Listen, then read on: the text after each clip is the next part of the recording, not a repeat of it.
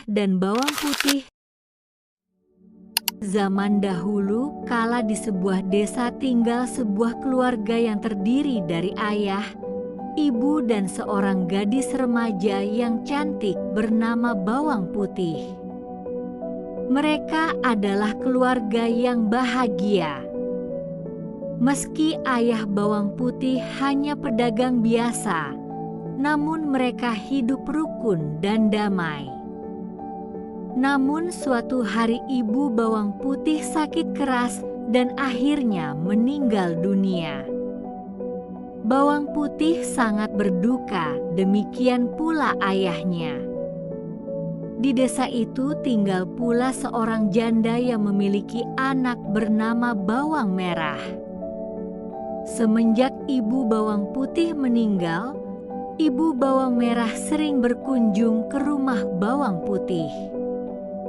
Dia sering membawakan makanan, membantu Bawang Putih membereskan rumah, atau hanya menemani Bawang Putih dan ayahnya mengobrol. Akhirnya ayah Bawang Putih berpikir bahwa mungkin lebih baik kalau ia menikah saja dengan ibu Bawang Merah, supaya Bawang Putih tidak kesepian lagi.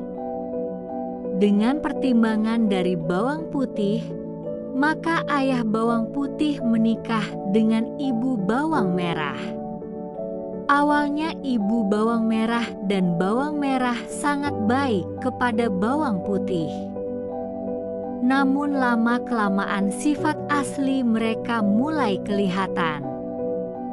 Mereka kerap memarahi Bawang Putih dan memberinya pekerjaan berat jika ayah Bawang Putih sedang pergi berdagang.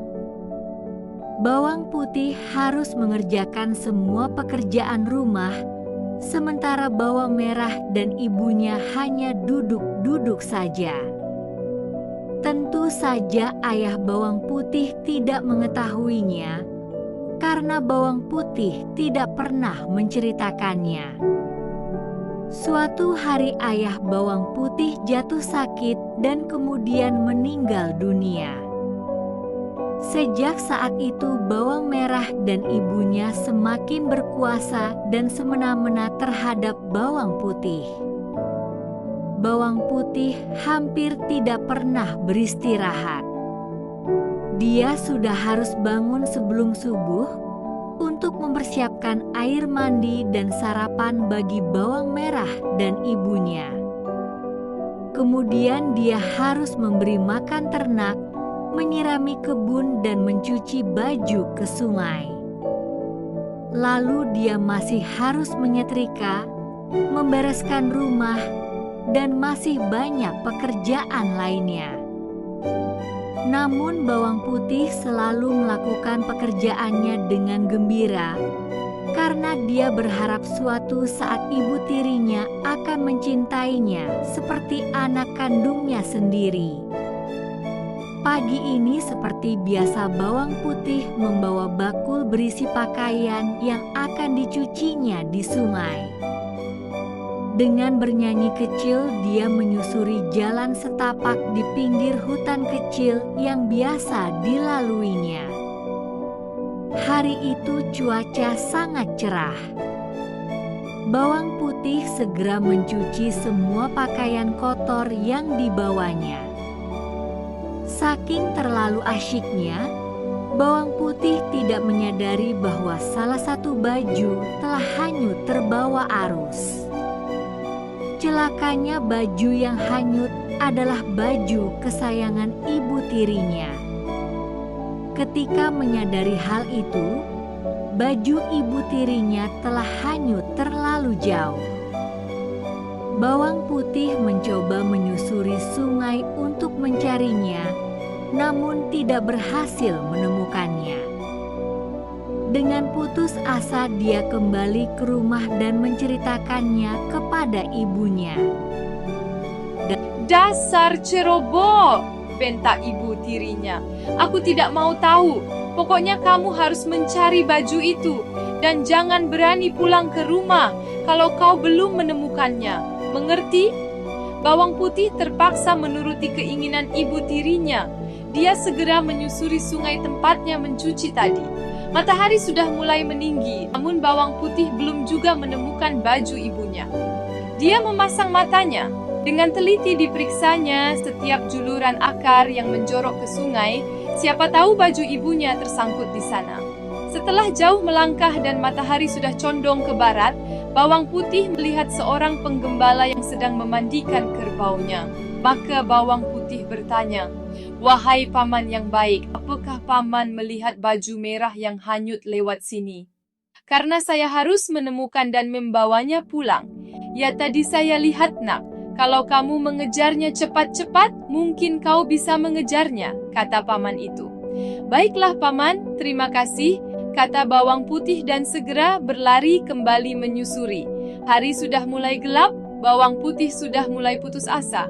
Sebentar lagi malam akan tiba dan bawang putih. Dari kejauhan tampak cahaya lampu yang berasal dari sebuah gubuk di tepi sungai.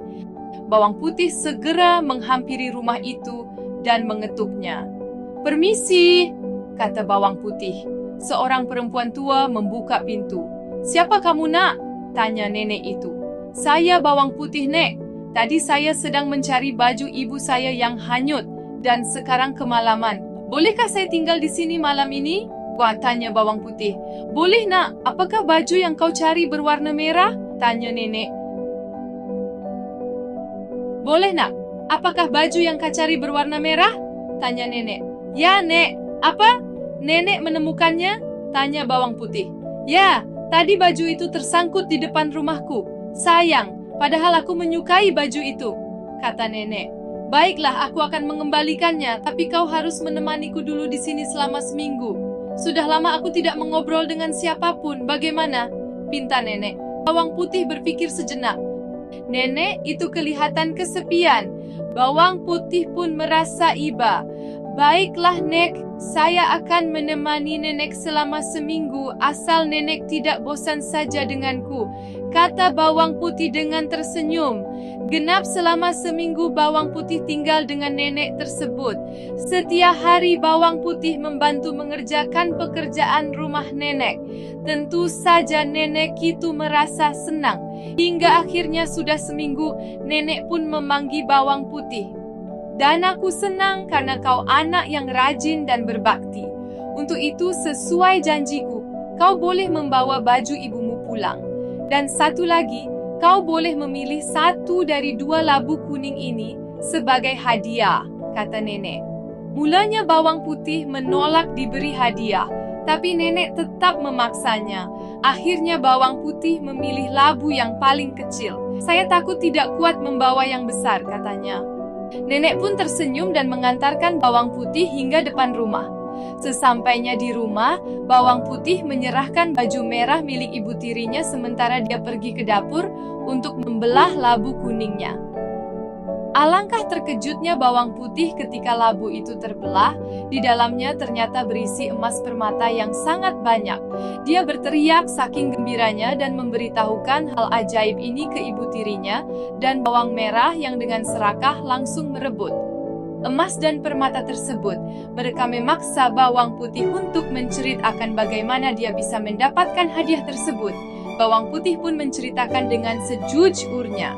Mendengar cerita bawang putih, bawang merah dan ibunya berencana untuk melakukan hal yang sama, tapi kali ini bawang merah yang akan melakukannya. Singkat kata, akhirnya bawang merah sampai di rumah nenek tua di pinggir sungai tersebut. Seperti bawang putih, bawang merah pun diminta untuk menemaninya selama seminggu. Tidak seperti bawang putih yang rajin, selama seminggu itu bawang merah hanya bermalas-malasan. Kalaupun ada yang dikerjakan, maka hasilnya tidak pernah bagus karena selalu dikerjakan dengan salah-salah. Akhirnya setelah seminggu nenek itu membolehkan bawang merah untuk pergi. "Bukankah seharusnya nenek memberiku labu sebagai hadiah karena menemanimu selama seminggu?" tanya bawang merah. Lili dengan tidak sabar mereka membelah labu tersebut. Tapi ternyata bukan emas permata yang keluar dari labu tersebut, melainkan binatang-binatang berbisa seperti ular, kalajengking, dan lain-lain. Binatang-binatang itu langsung menyerang bawang merah dan ibunya hingga tewas. Itulah balasan bagi orang yang serakah. Pesan moral cerita ini adalah apa yang kamu tanam itu yang kamu tuai. Ibarat menanam kebaikan, kesabaran, dan ketulusan. Meskipun awalnya hidupnya susah, pada akhirnya ia memanen kebahagiaan dan keberuntungan. Sebaliknya, bawang merah dan ibunya menanam kebencian, kemalasan, keserakahan, sehingga mereka pun menuai malapetaka.